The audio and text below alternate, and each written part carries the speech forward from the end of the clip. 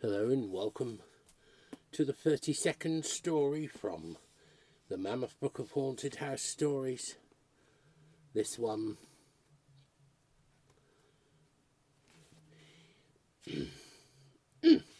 is Bagnell Terrace by E.F. Benson. And the prospectus, the address is Bagnell Terrace in South London, England, if it exists. The property is a 19th century terraced house situated in a quiet cul-de-sac. The building is small and compact, though the rooms are spacious. An additional room joined by a covered passageway has been erected in the garden. And we're talking about winter 1928 here. Edward Frederic Benson, 1867 to 1940, was born in Wokingham, Berkshire, and after pursuing an interest in archaeology by spending 3 years in Greece and Egypt, turned instead to writing and enjoyed a huge success with his society novel Dodo, 1893, following this with the popular Lucia series, or Lucia. He also became fascinated by the supernatural, particularly psychic phenomena, as his novel Across the Stream, 1919, and collections of short stories Visible and Invisible, 1923, and Spook Stories, 1928, clearly show. Bagnell Terrace combines both of his interests in the story of a small house which is haunted by the power of a very ancient evil spirit.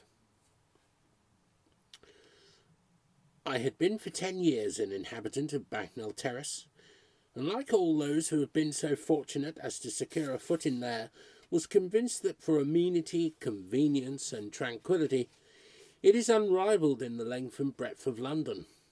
The houses are small. We could, none of us, give an evening party or a dance, but we who live in Bagnell Terrace do not desire to do anything of the kind. We do not go in for sounds of revelry at night, nor indeed is there much revelry during the day, for we have gone to Bagnell Terrace in order to be anchored in a quiet little backwater. There is no traffic through it, for the terrace is a cul-de-sac, closed at the far end by a high brick wall, along which on summer nights cats trip lightly on visits to their friends. Even the cats of Bagnell Terrace have caught something of its discretion and tranquillity, for they do not hail each other with long-drawn yells of mortal agony like their cousins in less well-conducted places, but sit and have quiet little parties like the owners of the houses in which they condescend to be lodged and boarded. But though I was more content to be in Bagnell Terrace than anywhere else, I had not got, and was beginning to be afraid I never should get the particular house which I coveted above all others. This was at the top end of the terrace adjoining the wall that closed it, and in one respect it was unlike the other houses which so much resemble each other. The others have little square gardens in front of them where we have our bulbs abloom in the spring, when they present a very gay appearance, but the gardens are too small and London too sunless to allow of any very effective horticulture. The house, however, to which I had so long turned envious eyes, had no garden in front of it. Instead, the space had been used for the erection of a big square room, for a small garden will make a very well-sized room, connected with the house by a covered passage. Rooms in Bagnell Terrace, though sunny and cheerful, are not large, and just one big room, so it occurred to me, would give the final touch of perfection to those delightful little residences. Now the inhabitants of this desirable abode were something of a mystery to our neighbourly little circle. Though we knew that a man lived there, for he was occasionally seen leaving or entering his house, it was personally unknown to us. A curious point was that though we had all, though rarely encountered him on the pavements, there was a considerable discrepancy in the impression he had made on us. He certainly walked briskly as if the vigour of life was still his, but while I believed that he was a young man, Hugh Abbott, who lived in the house next his, was convinced that, in spite of his briskness, he was not only old, but very old.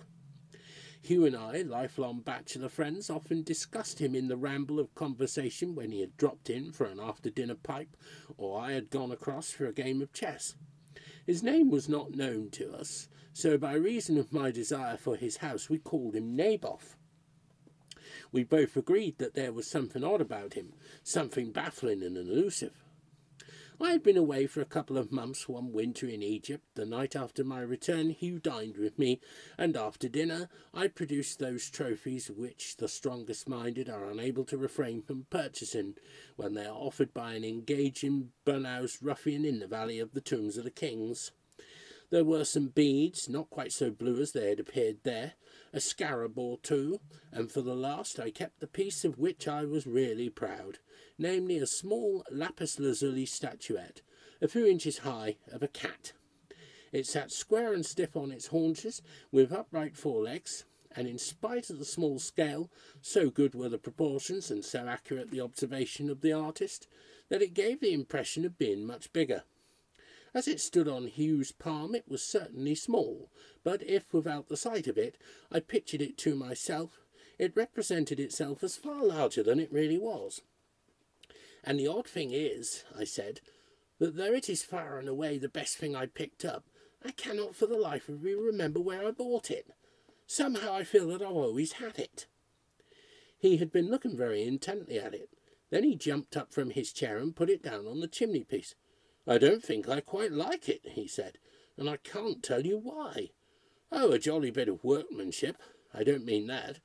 And you can't remember where you got it, did you say? That's odd. Well, what about a game of chess? We played a couple of games without much concentration or fervour, and more than once I saw him glance with a puzzled look at my little image on the chimney-piece. But he said nothing more about it. And when our games were over, he gave me the discursive news of the terrace. A house had fallen vacant and been instantly snapped up. Not Naboth's? I asked. No, not Naboth's. Naboth is in possession still. Very much in possession. Going strong. Anything new? I asked. Oh, just bits of things. I've seen him a good many times lately, and yet I can't get any clear idea of him. I met him 3 days ago as I was coming out of my gate, and had a good look at him, and for a moment I agreed with you and thought he was a young man. Then he turned and stared me in the face for a second, and I thought I had never seen anyone so old, frightfully alive, but more than old, antique, primeval. And then? I asked. He passed on, and I found myself, as has so often happened before, quite unable to remember what his face was like. Was he old or young? I didn't know. What was his mouth like, or his nose? But it was the question of his age which was the most baffling. Hugh stretched his feet out towards the blaze, and sank back in his chair with one more frowning look at my lapis lazuli cat. Though after all, what is age? He said. We measure age by time. We say so many years and forget that we're in eternity here. And now, just as we say we're in a room or in Bagnell Terrace, though we're much more truly in infinity. What has that got to do with Naboth? I asked. Hugh beat his pipe out against the bars of the grate before he answered. Well, it will probably sound quite cracked to you, he said, unless Egypt, the land of ancient mystery, has softened your rind of materialism, but it struck me then that Naboth belonged to eternity much more obviously than we do. We belong to it, of course, we can't help that, but he's less involved in this error or illusion of time than we are. Dear me, it sounds amazing nonsense when I put it into words. I laughed. I'm afraid my rind of materialism isn't soft enough yet, I said. What you say implies that you think Naboth is a sort of apparition, a ghost, a spirit of the dead that manifests itself as a human being, though it isn't one. He drew his legs up to him again. Yes, it must be nonsense, he said. Besides, he has been so much in evidence lately, and we can't all be seeing a ghost. It doesn't happen. And there have been noises coming from his house, loud and cheerful noises which I've never heard before. Somebody plays an instrument like a flute in that big square room you envy so much, and somebody beats an accompaniment as if with drums. Odd sort of music. It goes on often now at night. Well, it's time to go to bed. Again he glanced up at the chimney-piece. Why, it's quite a little cat, he said. This rather interested me, for I had said nothing to him about the impression left on my mind that it was bigger than its actual dimensions. "Just the same size as ever?" I said. "Naturally. But I had been thinking of it as life-size for some reason," said he. I went with him to the door, and strolled out with him into the darkness of an overcast night. As we neared his house, I saw that big patches of light shone into the road from the windows of the square room next door. Suddenly Hugh laid his hand on my arm. "There," he said, "the flutes and drums are at it tonight." The night was very still, but listen as I would, I could hear nothing but the rumble of traffic in the street beyond the terrace. "I can't hear it," I said. Even as I spoke, I heard it, and the wailing noise whisked me back to Egypt again. The boom of the traffic became for me the beat of the drum, and upon it floated just that squeal and wail of the little reed pipes which accompany the Arab dances, tuneless and rhythmless, and as old as the temples of the Nile. "It's like the Arab music that you hear in Egypt," I said. As we stood listening, it ceased to his ears as well as mine, as suddenly as it had begun, and simultaneously the lights in the windows of the square room were extinguished. We waited a moment in the roadway opposite Hugh's house, but from next door came no sound at all, nor glimmer of illumination from any of its windows. I turned. It was rather chilly to one lately arrived from the south. "Good night," I said. "We'll meet tomorrow sometime." I went straight to bed, slept at once, and woke with the impress of a very vivid dream on my mind. There was music in it, familiar Arab music, and there was an immense cat somewhere. Even as I tried to recall it, it faded, and I had but time to recognise it as a hash-up of the happenings of the evening before I went to sleep again. The normal habits of life quickly reasserted themselves. I had work to do, and there were friends to see.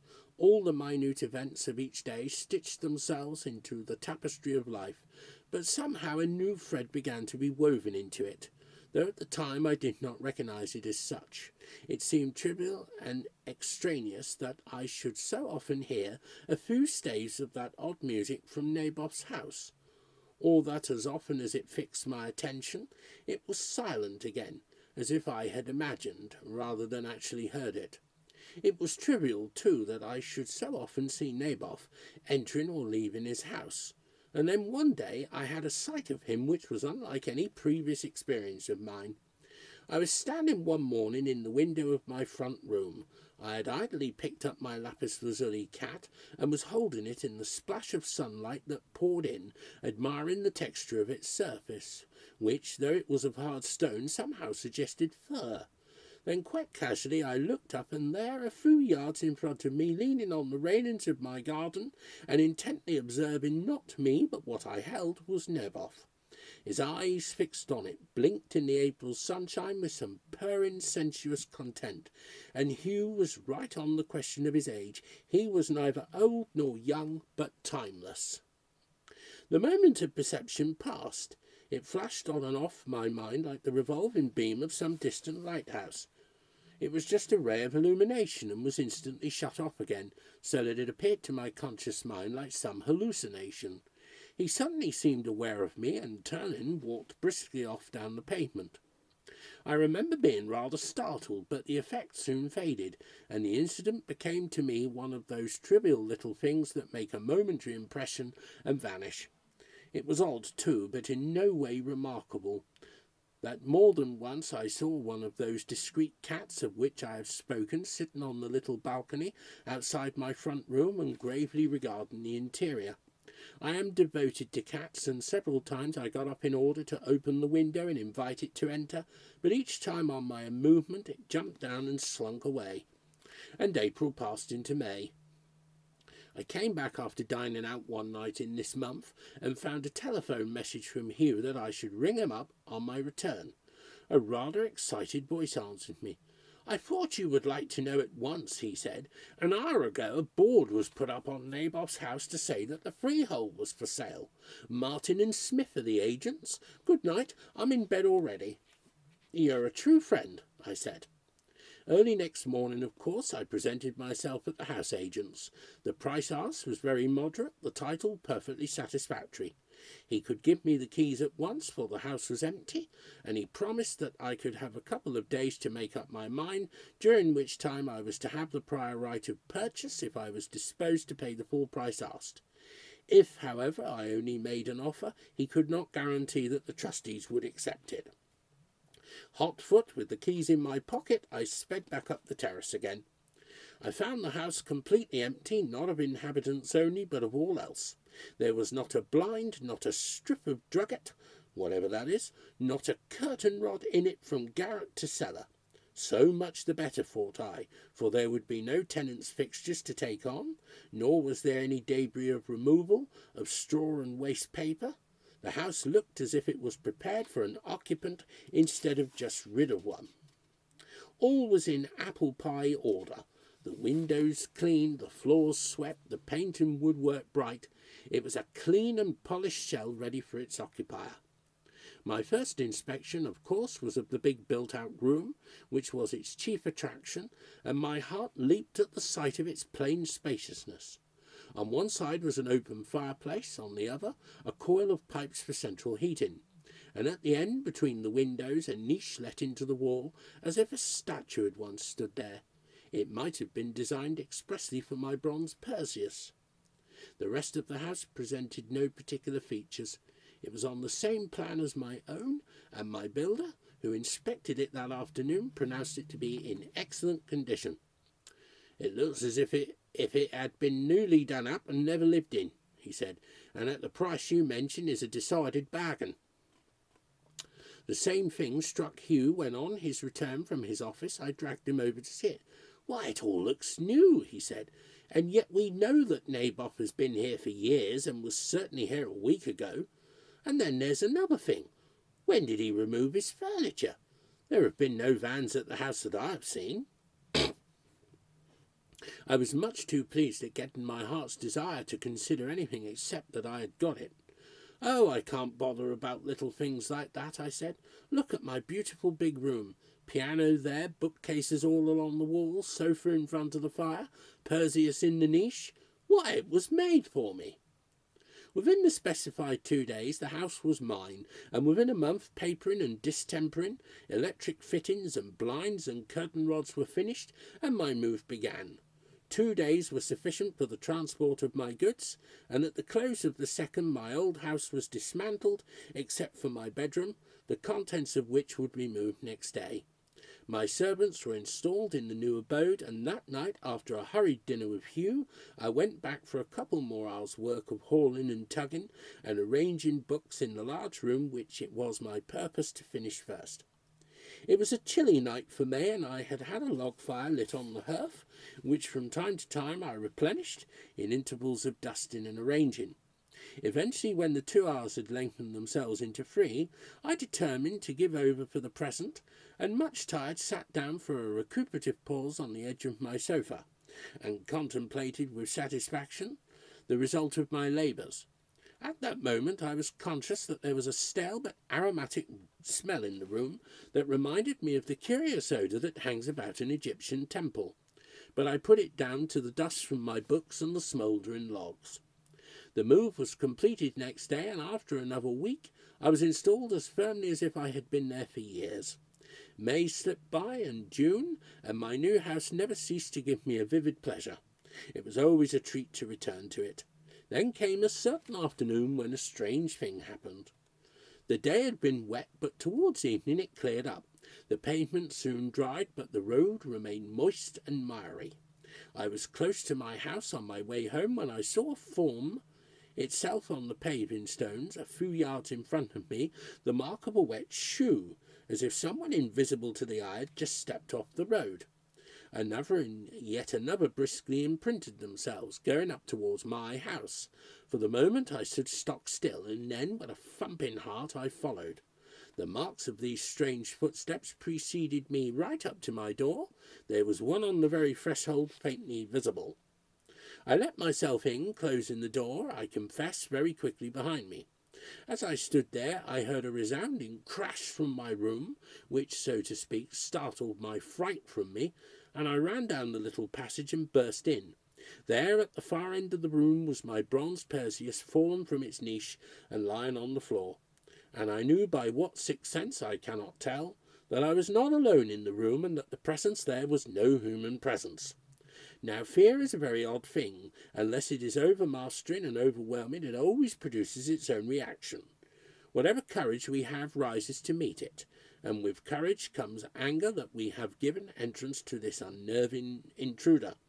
That, at any rate, was my case now, and I made an effective emotional resistance. My servant came running in to see what the noise was, and we set Perseus on his feet again and examined into the course of his fall. It was clear enough a big piece of plaster had broken away from the niche, and that must be repaired and strengthened before we reinstated him.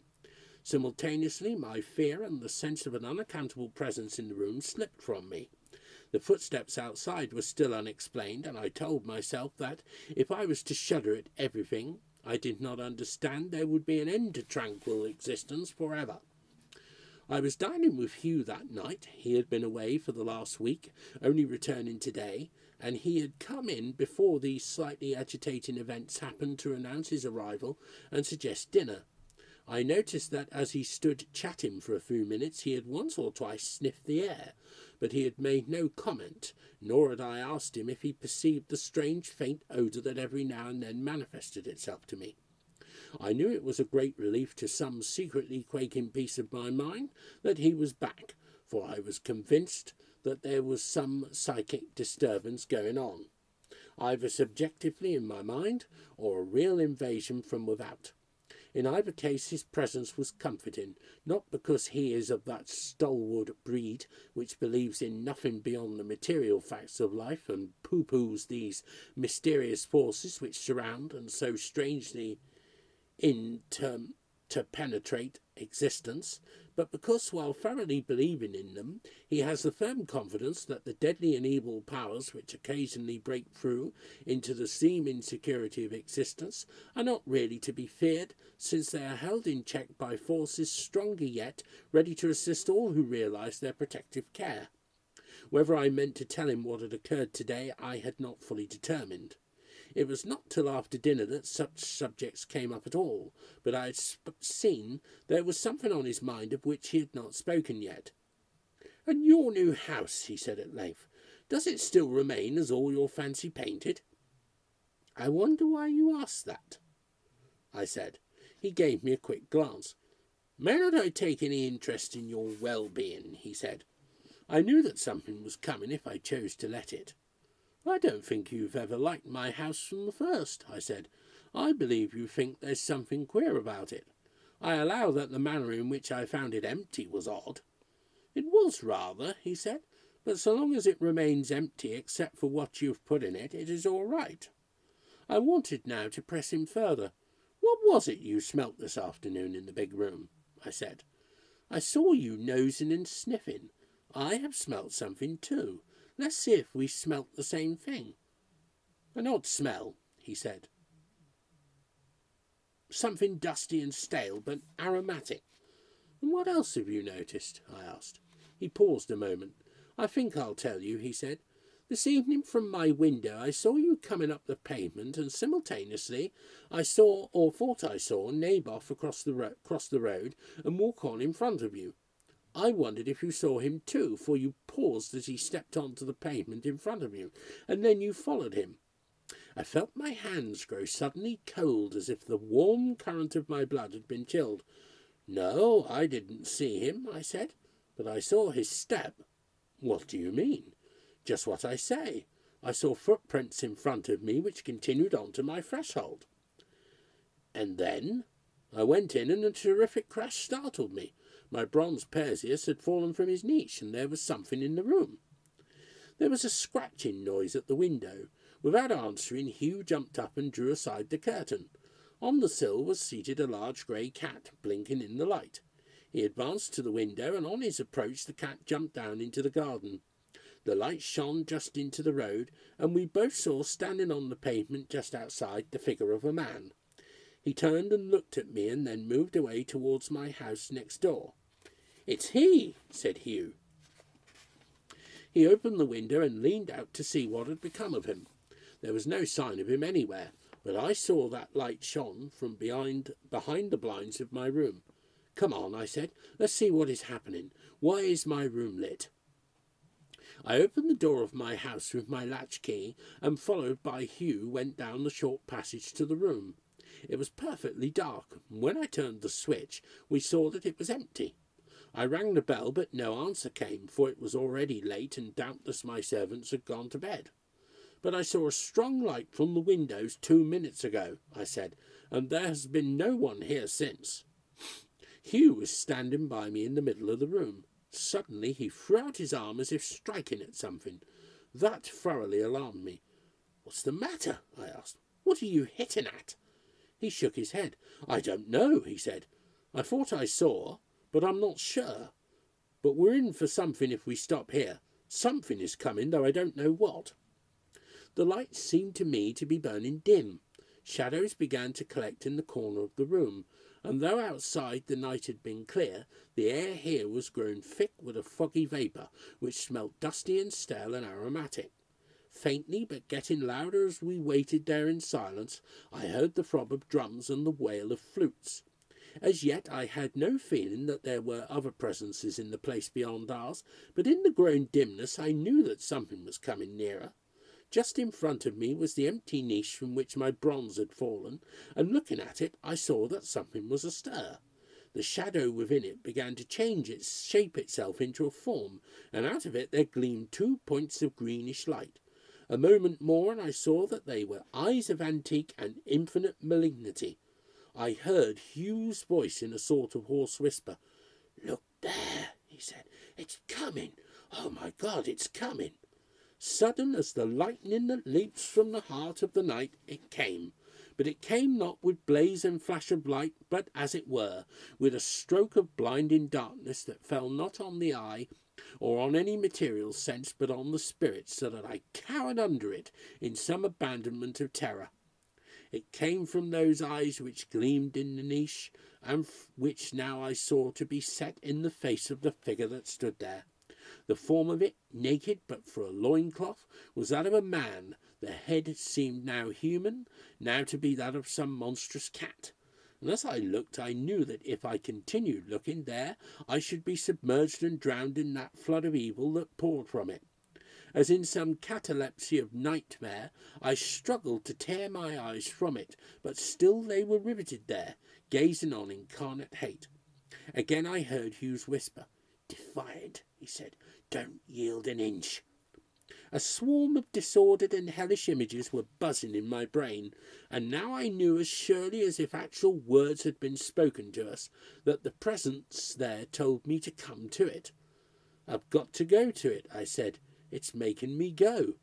I felt his hand tighten on my arm. "Not a step," he said. "I'm stronger than it is. It will know that soon. Just pray, pray." Suddenly his arm shot out in front of me, pointing at the presence. "By the power of God," he shouted, "by the power of God." There was dead silence.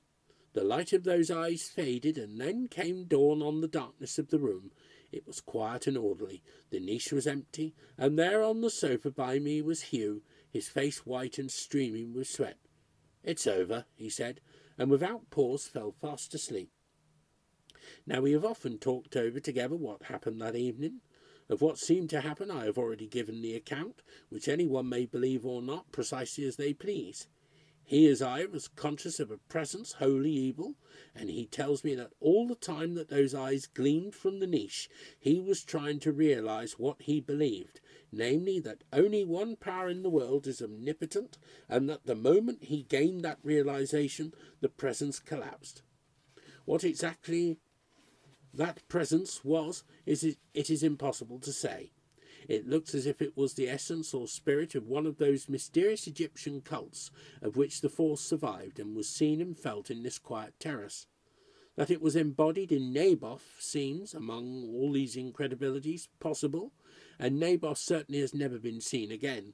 Whether or not it was connected with the worship and cult of cats might occur to the mythological mind, and it is perhaps worthy of record that I found next morning my little lapis lazuli image, which stood on the chimney piece, broken into fragments. It was too badly damaged to mend, and I am not sure that in any case I should have attempted to have it restored. Finally, there is no more tranquil and pleasant room in London than the one built out in front of my house in Bagnell Terrace.